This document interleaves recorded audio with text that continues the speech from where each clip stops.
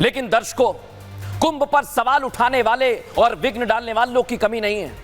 अब आपको महाकुंभ से आई एक ऐसी तस्वीर दिखाने वाला हूं जहां अभी भी कुछ लोग सनातन और हिंदुओं के खिलाफ प्रोपेगेंडा करने में जुटे हुए हैं। लेकिन ऐसे लोगों को जवाब देने के लिए महाकुंभ में नागा साधु मौजूद हैं। देख लीजिए, जब जब सनातन को मिटाने, सनातन के खिलाफ कोई काम किया गया है, तब तब ये साधु सामने आए। और महाकुंभ में यही हुआ है, जब कुछ लोग सनातन और महाकुंभ को बदनाम करने की कोशिश कर रहे थे, लेकिन जब नागा साधु की नजर पड़ी तो देखिए जरा कैसे इन लोगों को सबक सिखाया गया।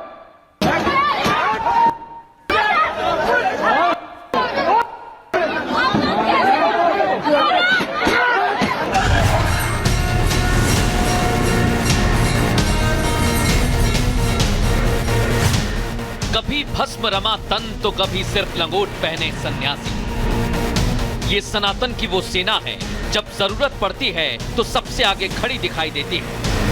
ये सिर्फ योग साधना करने वाले साधुओं की टोली नहीं, बल्कि सनातन विरोधियों का नरसंहार करने वाली सेना है।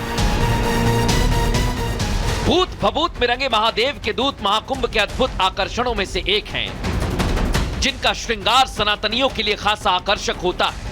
मोहमयी संसार का तिरस्कार करने वाले नागाओं का श्रृंगार से प्यार बेहद खास होता है, जो महिलाओं के लिए 16 प्रकार का होता है, मगर अवधूत के दूत 17 सामग्रियों से सजते हैं, जिनमें भभूत, चंदन, रुद्राक्ष, तिलक, सूरमा, कुंडल, कड़ा, कमंडल, चिमटा, डमरू, जटा, लंगोट, अंगूठी, डोली, कमरबंद, बाणी शामिल है।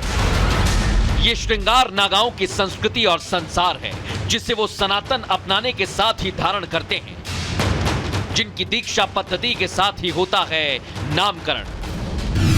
जो उज्जैन में दीक्षा लेने वाले हैं वो खूनी नागा हैं, नासिक में दीक्षा लेने वाले खिचड़ी नागा होते हैं, हरिद्वार में दीक्षा लेने वाले बर्फानी नागा होते हैं और प्रयागराज में दीक्षा लेने वाले राज राजेश्वर नागा होते हैं, जो घने जंगल, पहाड़ों, कंदराओं से निकलकर संसार का उद्धार करने संगम की रेती पर साधना में लीन है, जिनके चरणों में शीश झुकाने सनातनियों का रेला लगा है।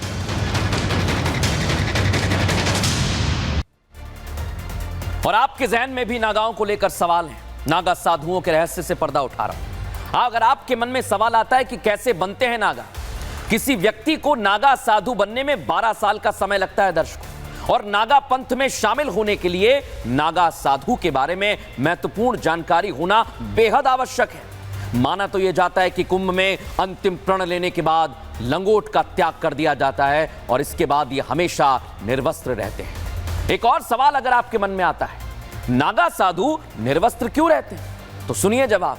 नागा साधुओं का मानना है कि व्यक्ति दुनिया में नग्न आता है और यह प्राकृतिक अवस्था है, इसलिए नागा साधु कभी कपड़े नहीं पहनते और हमेशा निर्वस्त्र रहते हैं। इतना ही नहीं दर्शकों, नागा साधुओं पर मौसम का कोई असर नहीं होता। क्यों नहीं होता है? नागा साधु ठंड से बचने के लिए 3 प्रकार के योग करते हैं: कठोर तपस्या, सात्विक आहार, नाड़ी शोधन और अग्नि साधना करने की वजह से नागा साधुओं को ठंड, गर्मी, मौसम का कोई असर नहीं होता है। साथ ही आपको यह भी बता दूं कि अपने शरीर पर यह भस्म रगड़ते हैं। लेकिन क्यों रगड़ते हैं? मृत्यु को जीतने का प्रतीक है ये।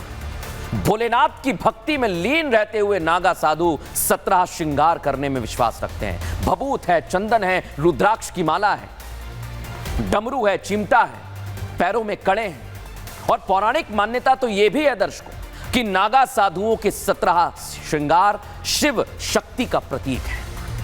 लेकिन सवाल यह कि ये कहां से आते हैं, कहां चले जाते हैं, खाते क्या हैं?